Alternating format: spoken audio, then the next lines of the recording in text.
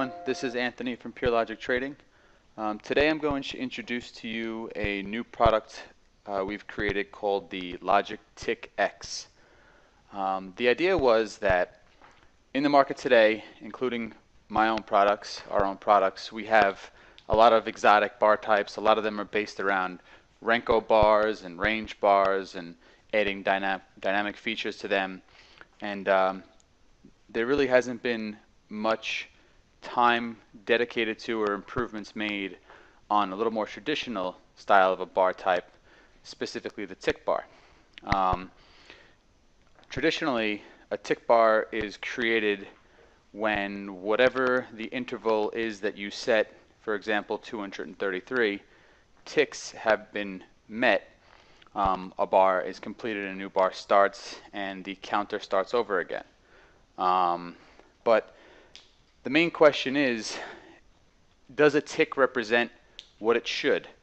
And by that I mean, should a tick represent a transaction, as in one trader trying to enter a position?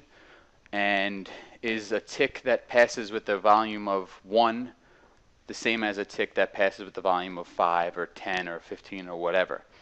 I don't think a tick in the traditional sense actually represents a transaction.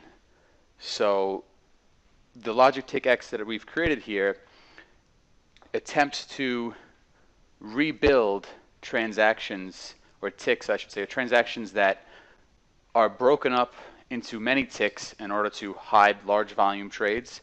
So a lot of times somebody or some brokerage or hedge fund wants to enter a large position at 50 contracts. They might spray 10 trades at 5 contracts each. So each of those ticks, now with the 10 trades, you've counted that as 10 ticks for your tick bar. And that may actually only represent 1 behind the scenes. Okay, so trying to reconstruct hidden orders is one of the goals that we're trying to achieve here with this new tick bar. And another option that we have is only counting ticks, or transactions I should say, that represent a certain amount of volume behind them.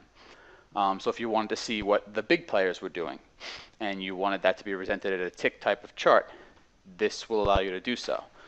On this chart right here on the left side, I have a traditional tick chart. I just grabbed 233 ticks because that is a tick chart that I've seen a lot of from clients coming to me and people using to trade, I guess just because it's a fib number. And on the right side I have the same number of ticks and a threshold of 1. I'll just pull up the inputs here, and the interval is the same, and the threshold 1 just means that for every, we only count the transaction if it has a volume of 1 or higher. So this should really be equivalent to a straight 233 tick chart. And I just pulled up the 25th here just because it has a nice amount of data on it. Some other days are kind of quiet, especially today. So looking over these two charts, you can immediately see that the traditional tick chart, you have a lot of noise up in these regions. It doesn't truly, it represents a lot of movement, as you can see, but there's a lot of pullbacks and noise going on. And this noise, I think, it occurs because of large trades being broken up into multiple large transactions being broken up into multiple ticks to hide the transactions themselves. So it's not as easy to pick off a trade or to hunt for stops and things like that. Of course, this is just my hypothesis. I'm not God. I don't know the exact truth here, but that's what I think. Now, if you compare the two of these, just looking right at this long up run right here, just because it's clear as day, right? We compare the two charts, and I'm just going to do a global crosshair, and what you will see is, if I don't jump too far, the traditional tick chart has many pull downs or noise during the up run, whereas the LogikTickVolumeX goes one straight up until you have a more substantial pullback, and then it continues up again. All right, so it filters out all of the noise that occurs from what I believe to be transactions being hidden and broken up into multiple ticks and creating noise on your tick charts. That's just one benefit. I have another chart. I have two more charts over on my other screen that I'm going to pull over here just to show you what you can get by increasing the volume threshold for each tick, so you really only see the larger movements in the market. I'll bring over this one first. This is the same 233 tick chart, but here we have a threshold of 5, meaning that each tick that gets counted must be at least have at least a volume of 5 behind it or better. So looking at this, you see, in comparing it to my other LogikTickX chart with a volume threshold of 1, let me just get this lined up here.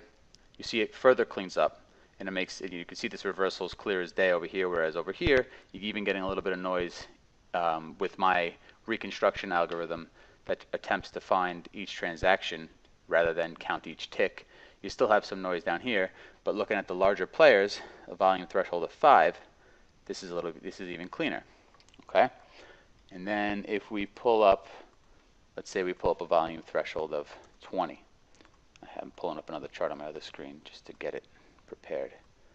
And I'll pull this over here now. Looking at this, we go back to the 25th. Again, still clean, but now even this little pullback here is pulled away. So using a volume threshold that's larger allows you to see the bigger picture and what the bigger players are doing without the noise of just the amateurs and the small traders jumping in, jumping out, and so that's basically what we're trying to get at here with this product.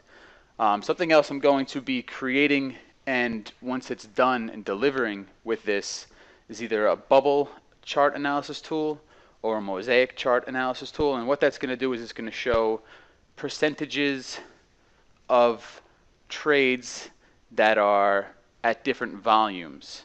So all ticks, reconstructed ticks, based on the algorithm that we employ in the LogikTickX, which have a volume of 1, 2, whatever behind them, we're going to put it in a mosaic chart for analysis to kind of give a look and a feel for what happens behind the scenes of the chart in terms of volume.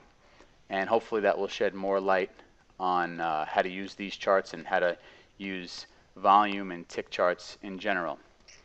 If you guys have any questions, just feel free to email me, and I hope trading goes well.